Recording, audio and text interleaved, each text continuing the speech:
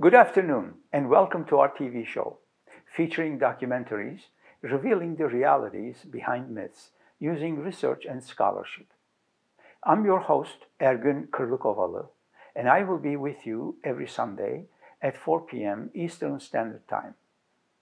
You're welcome to send me your feedback at myth&realities.com.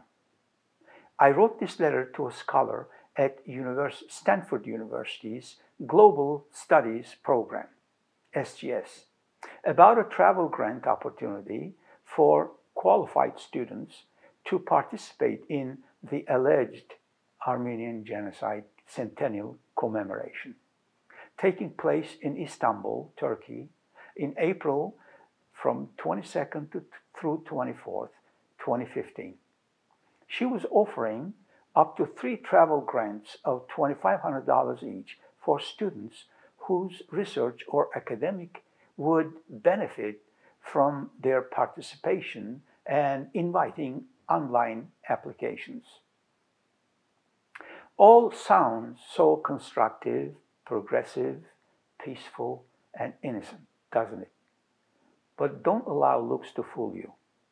This whole program was designed to promote an entrench, a biased, racist, and dishonest interpretation of a controversial slice of history as if it was the whole truth and absolutely settled history. So I wrote this letter to her on March 3rd, 2015. Dear scholar, how can you be so sure it was genocide? This simple but poignant question, posed by one of the presiding judges of the Grand Chamber of the European Court of Human Rights to the lawyers defending the official Armenian narrative during the January 28, 2015 appeal hearings in Strasbourg, France, sums it all up, doesn't it? It is like the king is naked call of the genocide industry. Here's why. The United Nations 1948 Convention on Prevention and Punishment of Genocide provides the definition of genocide and stipulates that A, genocide charges can only be litigated at a competent tribunal, B, which shall follow due process, C, to prove intent to destroy. Such was never done in the case of Turkish-Armenian conflict surrounding the 1915 events, and no court verdict exists saying it is genocide. To call it one anyway would be defrauding the unsuspecting public that there is somehow a genocide verdict when we all know that there is not. The Kangaroo courts of occupied Istanbul by the corrupt Ottoman judges 1919 to 1920, designed to settle political scores, left no room for due process. Malta Tribunals, on the other hand, from 1919 to 1921, were abandoned before they could start by the crown prosecutors due to lack of evidence that could withstand the scrutiny of a courtroom. And finally, the 1916 Ottoman Courts Martial actually prosecuted some of its own military personnel for mistreating Armenians and proving in the process that Tereset, a temporary resettlement, Tereset, could not have been a genocide. Here's the entire background of the Tereset, which is skillfully and persistently dressed as genocide by anti-Turkish, Islamophobic, and or other special interests. In a landmark decision, ECHR unequivocally supported the above position in its December 17, 2013 verdict on Perinçek versus Switzerland that, I quote, the existence of a genocide, which was a precisely defined legal concept, was not easy to prove, unquote. The European Court of Human Rights added, I quote, doubted that there could be a general consensus, given that the historical research by definition was open to discussion and a matter of debate, without necessarily giving rise to final conclusions or to the assertion of objective and absolute truths, unquote. Thus, the ECHR created a legal precedent of inadmissibility of any comparison between the Holocaust and the Armenian claims. The latter lacks what the former clearly has: concrete historical facts, clear legal basis, and the existence of the acts had been found to be an international court to be established. The Armenian lobby can no longer hide behind denier accusations after the ECHR issued its verdict in Perinçek versus Switzerland that events of 1915 cannot be classified as genocide. Mutual suffering, shared pain, and fair memory are the operative words here and can lead to a joint narrative, peace, and eventual closure. When you refer to 1915 as genocide anyway, you deliberately dismiss the three momentous events that caused the Tereset, temporary resettlement order by the Ottoman government, which came on May 31st, 1915. 1. By December 1914, Armenian revolutionaries and insurgents have already killed 120,000 Muslims, mostly Turkish. This number represents 0.8% of the Ottoman population of 15 million at the time. Imagine if 0.8% of US population today, roughly 2.6 million Americans, were wiped out by Armenians or any other insurgent groups. What would America do? Considering the US launched a global war against a pretty much invisible enemy, where more than 1 million mostly Muslims were killed and $1.5 trillion spent over a 13-year period, for 3,000 Americans lost on 9/11, can you even venture to guess what the US would do if 2.6 million Americans were killed by some visible insurgents? Would the US stop at Tereset like the Ottomans did in 1915? Or would at least be a Waco or even a Nagasaki be on the table? Be honest. 2. Sarıkamış defeat. It is no secret that volunteering Ottoman-Armenian scouts helped Russian armies invade North Eastern Anatolia, while others took part in the Russian invasion. The Ottoman Third Army lost anywhere between 30,000 to 75,000, in parentheses, number is still in dispute, unquote, soldiers in that campaign, and it halted Turkish advance into the Caucasus. Add this defeat to the massive casualty numbers given above. What do you get? And that sum does not even begin to describe the Turkish anxiety, disappointment, and indeed anger. 3. Here comes the clincher. Armenian insurgents in the city of Van, V-A-N, Van, were preparing for this day for decades. On April 19, 1915, Armenians revolted in Van, and by 17th of May, they have killed or forcibly removed about 80,000 Ottoman Muslims, destroying all of the Muslim quarters of the city of Van. They then presented the key to the city to the Russian commander of the invading Russian armies. Supreme treason with 80,000 more Muslim victims. Adding 80,000 and 120,000, one gets 200,000, or 1.33% of the Ottoman population in 1915. This would correspond to about 4.4 million Americans today. Imagine this many Americans being killed by Armenians or some other insurgents in 2015. Reflect on that number for a while before you quickly move on.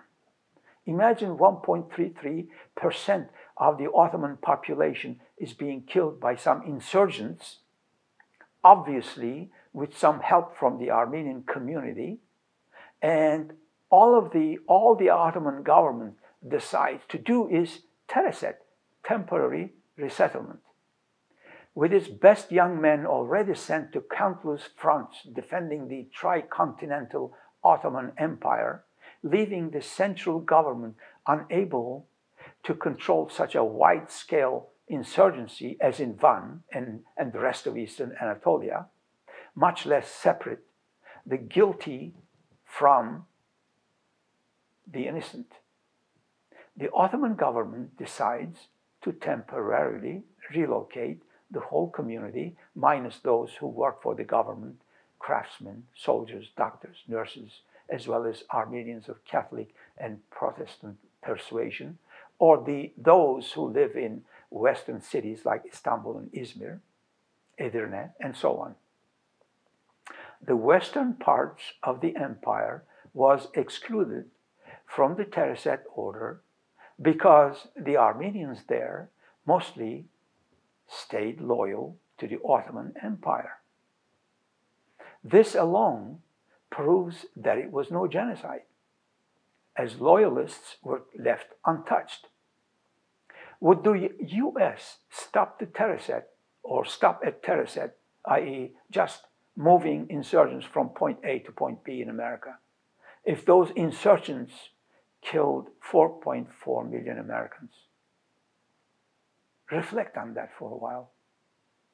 If we cannot be fair, think rationally, and engage in a reasoned debate, then all we have is an ill-advised travel program cultivating bias, hatred, and more polarization, like the one I'm responding to here, which does little more than recirculation of the same old Armenian narrative with no new information, angle, or approach to even faintly suggest the inclusion of Armenian complicity in 1890-1915 period.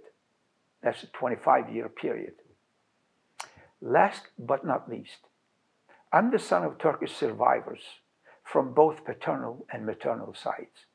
My father was the sole survivor of the village of Kırlıkovalı, hence my family name, where the entire Turkish population of the village, along with 4 neighboring Turkish villages, were exterminated by Bulgarian and Greek irregulars, helped by Ottoman-Armenian cadets from the Armenian military academy nearby, whom you can see if you click on here, www.ethocide.com.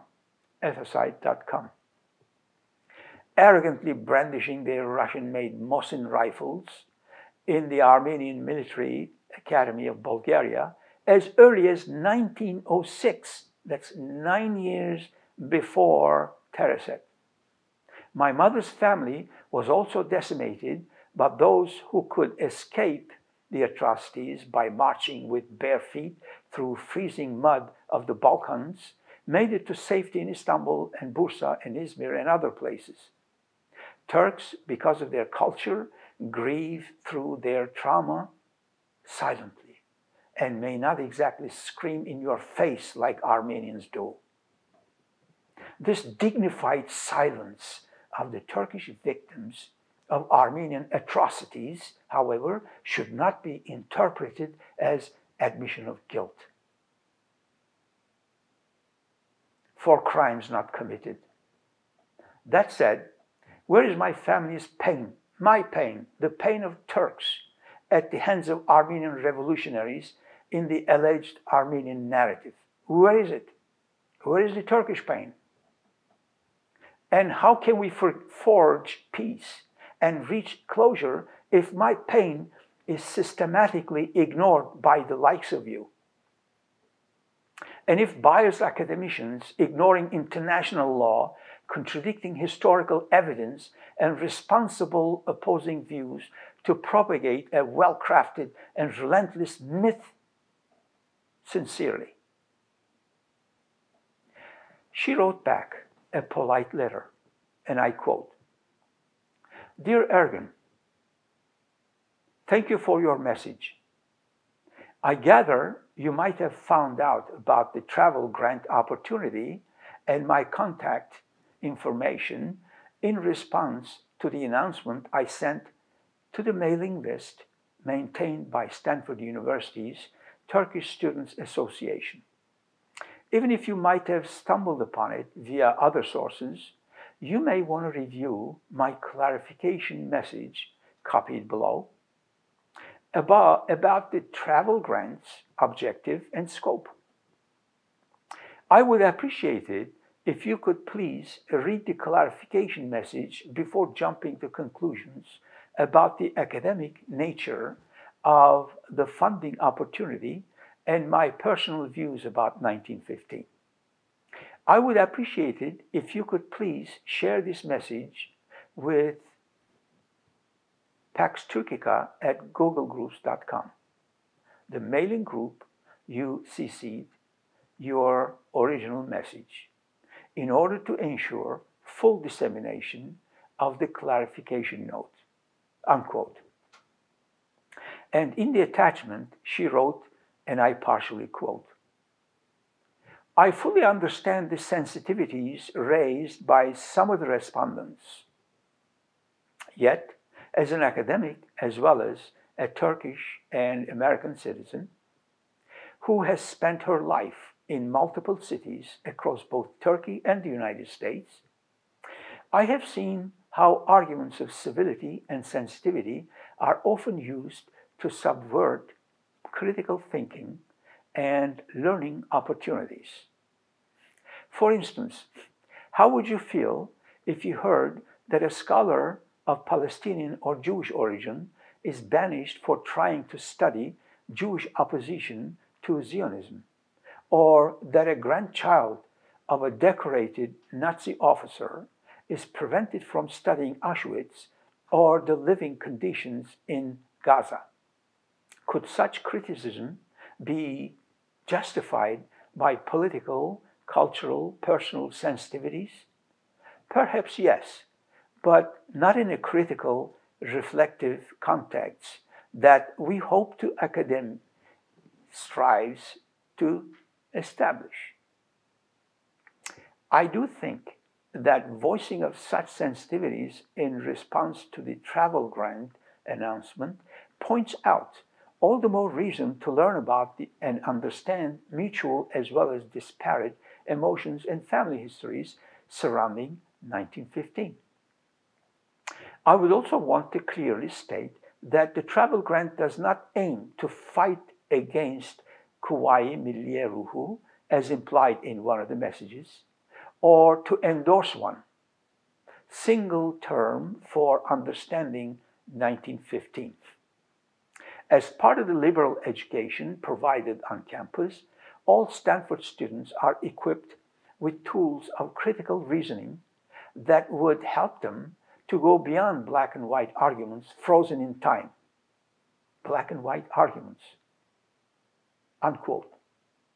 To which I responded with this: thank you for your response, which is received by the members of the Pax Turkica, an invitation-only online think tank established in 2008 by academicians, diplomats, activists, and other professionals of many scientific disciplines and nationalities, supporting exploration of controversial matters via research, reasoned debate, and civilized dialogue.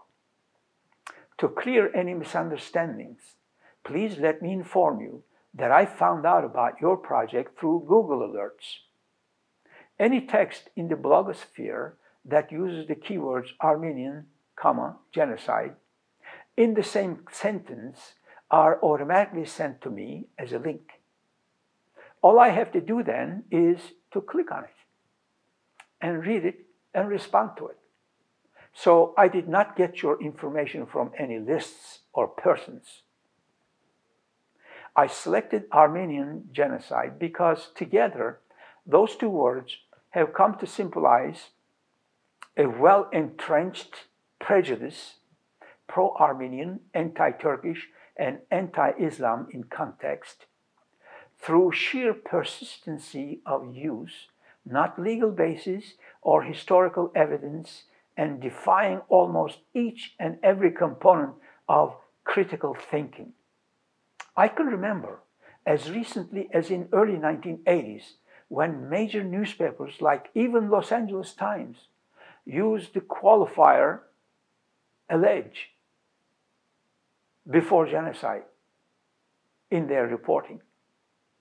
That practice of objectivity and fairness has pretty much disappeared in the 1990s and became totally extinct in 2000s. So what caused this drastic change? Did some groundbreaking new research unearth heretofore unknown information, evidence, artifacts, or proofs? Nope. Did some mass graves come into public awareness to tip the scale? Not really.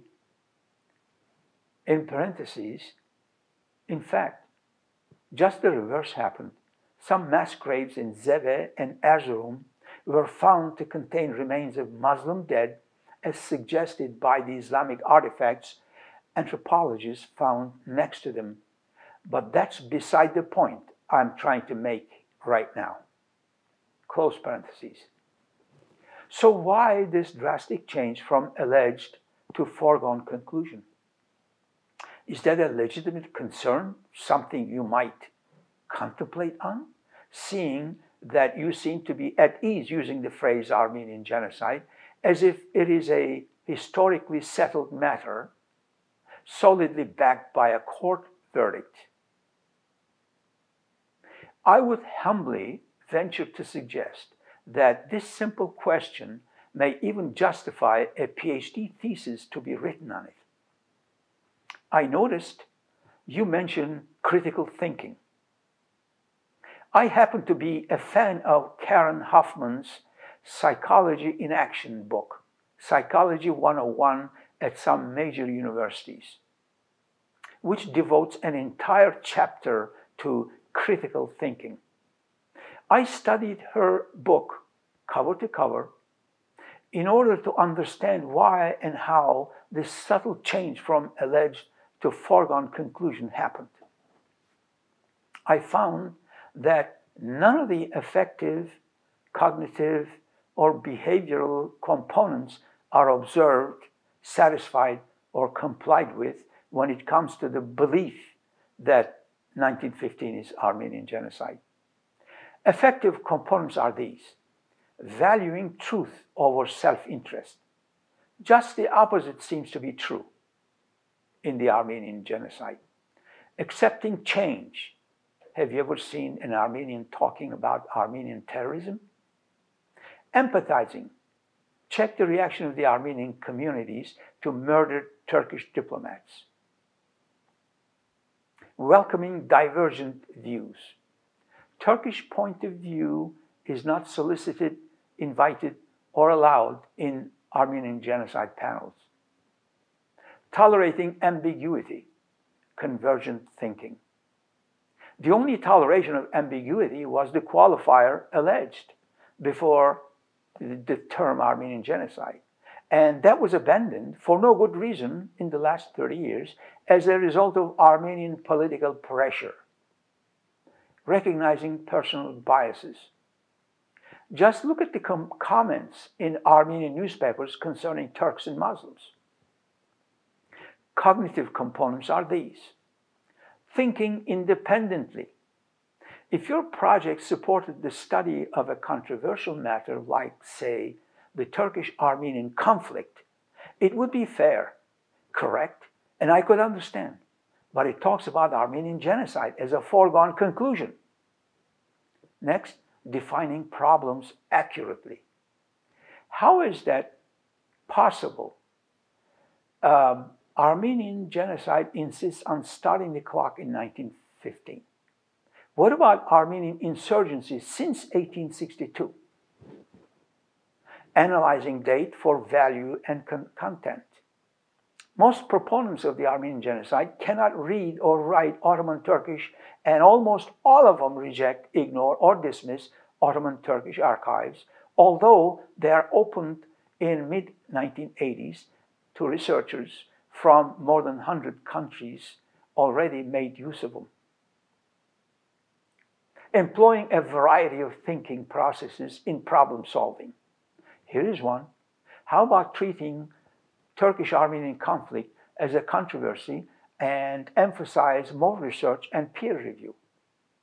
What good is first forcing everyone to toe the party line that it is Armenian genocide? Synthesizing. Combining various elements into meaningful patterns is not happening with the Armenian genocide, as Armenian insurgency, Armenian terrorism, Armenian revolts, and Armenian treason are simply ignored. Resisting overgeneralizations. Just look at the official Armenian narrative and I rest my case. Employing metacognition, reflective thinking. I don't know why I believe that I'll have to think about it. This is the missing link in Armenian genocide promoters. That is why I started my first letter to you with the question, how can you be so sure that it was genocide? To trigger recursive thinking. Behavioral components are these: delaying judgment until adequate data are available. Consider this.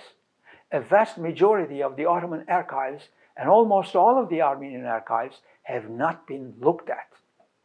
Do you think it is proper to call it Armenian genocide anyway? Employing precise terms.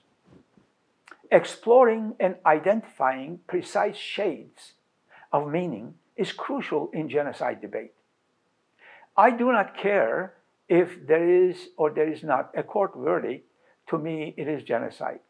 How many times did you hear that? Is every killing genocide? Why did the UN create International Court of Justice as the sole prosecutor of the genocide charges? Gathering data.